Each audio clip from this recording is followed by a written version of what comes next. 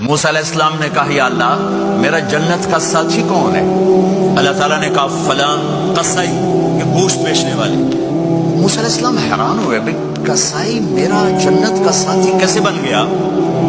کہے کون ہے؟ کہ فلاں۔ وہ گئے تو ایک قصائی، قصائیوں کی دکانیں، گوشت، بیٹھا چوکڑی مار کے گوشت بیچ رہا ہے۔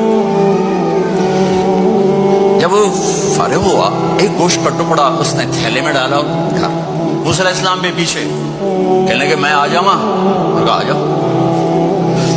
اس نے جا کے گوشت کی بوٹیاں بنا کر ہانڈی پہ چڑھایا، آٹا گوندنے بیٹھا، پھر اس کو نرم ہونے دیا، سالن تیار کیا، روٹی بنائی، تھالی میں پلیٹ میں سجا کر ایک بڑھیا ایسے لیٹی ہوئی، اس کو کہتا ماں جی ماں جی، اس کو اٹھایا، نوالے بنا کے کھلاتا رہا کھلاتا رہا کھلاتا رہا۔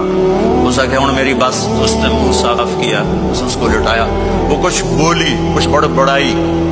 موسیٰ علیہ السلام دور کھڑے تھے، کہنے لگے بھائی کون ہے یہ؟ کہ میری ماں ہے۔ یہ کیا کہہ رہی تھی؟ وہ کہنے لگا جی ماں جو ہوئی کی دساں، جدوں دی خدمت کرنا شروع ہو جاندی تینوں اللہ جنت وچ موسیٰ دا ساتھی بناوے۔ کتھے موسیٰ تے کتھے قصائی؟ ارے پنجابی سمجھ میں آتی ہے؟ ترجمہ کروں؟ ترجمہ کروں؟ موسیٰ علیہ السلام سے کہنے لگا یہ میری ماں ہے، جب بھی اس کی خدمت کرتا ہوں تو یہ شروع ہو جاتی ہے اللہ تجھے جنت میں موسیٰ ساتھی بنائے۔ کہاں موسیٰ، کہاں ایک قصائی، لیکن ماں کی دعا میں طاقت ہے کہ قصائی کو نبی سے ملا دیتی۔